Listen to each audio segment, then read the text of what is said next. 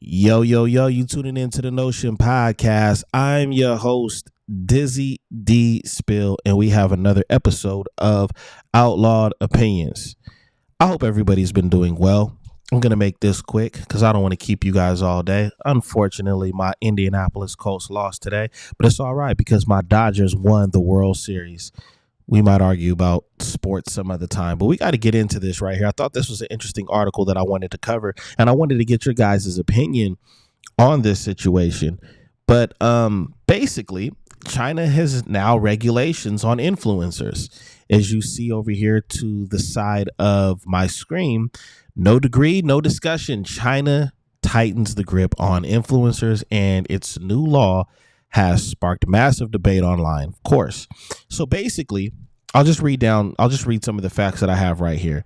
So the regulations that are required in China as far as an influencers are going, basically their qualifications and credentials related to the topics. Right here, influencers in China who wish to give advice or commentary on topics such as medicine, law, education, or finance must hold relevant credentials, university degree, professional license, or certification. Platforms like Douyin, the Chinese version of TikTok, and Belibi, and I believe Weibo, forgive me if I'm saying them wrong, are required to verify influencer credentials when they speak on those high impact topics. Transparency of content sources and AI dramatization. Content creators must indicate when content includes AI generated elements or dramatization and must clearly cite or state sources of information. Platforms are required to implement oversight and use education obligations. We go down advertising and covert promotions are restricted, sanctions, enforcement, and it's just I got all this information right here. But I wanted to speak to the conversation because I had a lot to say about this.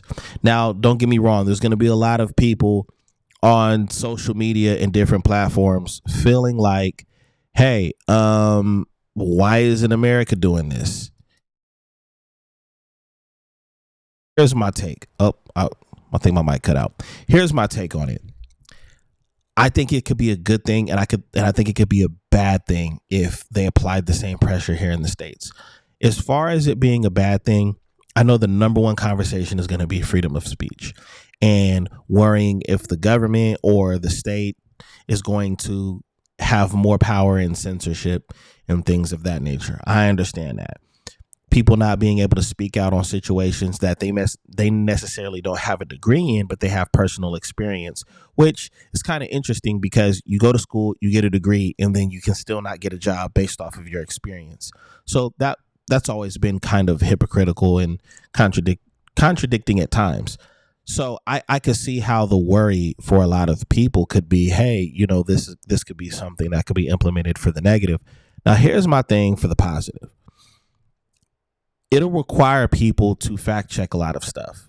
Thanks to things like artificial intelligence, ChatGPT, and the different versions of it, you're able to get to the source of certain information that may not necessarily that you may not necessarily have gotten or needed when somebody is doing a reaction video or somebody is giving information in news. I'll give you an example. When it comes to the politics conversation, it's so frustrating because people will spew lies in the comment section. Certain platforms will spew lies. The left says the right is lying. The right says the left is lying. But y'all know how I feel if you've been tuning into the Notion. Left wing, right now it's the same bird. However, both sides lie. I'll give you an example of what a lie is. It's in my comment section on my most recent video regarding Governor Gavin Newsom. So Gavin Newsom had a whole lot of things to say about President Trump building a ballroom, and people's EBT has been shut down, or SNAP benefits and things of that nature have been shut down as of the 1st, right? So somebody jumped in the comment section and said, yeah, but why Obama was being brought up, and he hasn't been in office in almost a decade, whatever. But Obama spent $300 million on a basketball court. That's literally in my comment section. I just didn't have time to clip it and throw it here in the video that I'm doing. But somebody literally said that. Now, let's break this down for a minute. Let's break this lie down for a minute. It does not cost $300 million to build a basketball court. And from the research that I seen, they actually brought in the portable courts and put tape down for certain spots that counted as 3-point line and stuff like that. And by the way, $300 million is enough to build a whole entire arena for a team that's looking for a new arena in whatever city they're playing in. But somebody just had the gall to put that online and expect people to believe it. And the scary thing is there were several people that put likes on it. So this is why I do understand why China would do something like this, because people will create lies, speak on it as fact, or because they heard someone else say it, that they're going to repeat it and say, hey, this is the truth. So, and I can't really get mad, or I don't really fault China for this based off of some of the topics. Medicine, I think I'd want somebody that has some form of a degree or some serious knowledge giving me medical advice. Okay. Same thing as law, same thing as education. Education is forever changing, which is kind of frustrating because there should just be a uniform way of doing things, and then you can add little nuances to it here and there if it's needed. But yeah, education, I understand all of these things. As far as AI content, I think that is dope that China's getting on top of that as well, because AI has gotten out of control as far as good things and bad things. As far as the bad things, people are getting to the point where they cannot tell if it's AI. I can tell if a lot of things are AI, but this is also the early stages of it. And it's even challenging for me at times. But for the most part, I can tell when something is AI. I'm pretty sure you guys can too. But there are some things out there that it's creating a very, very scary reality to where we can't even decipher the difference. And I mean, it's in art, it's in music, it's everywhere, right? It's everywhere. Gary Vee said a while back that our grandkids will most likely be dating robots and artificial intelligence. That's kind of scary. If that does happen, if his prediction ends up being true, which he predicts a lot of things, that's going to be really scary. I'd hate to see that happen. Human interaction, I still think, is the best way for our existence. But yeah, man, you guys definitely got to let me know what you think as far as the conversation regarding China's ban. Do you guys think that America should do the same thing, the United States? I think there should be certain regulations. YouTube does have certain regulations where they're starting to check things where a lot of people are making a lot of money and probably confusing people at the same time.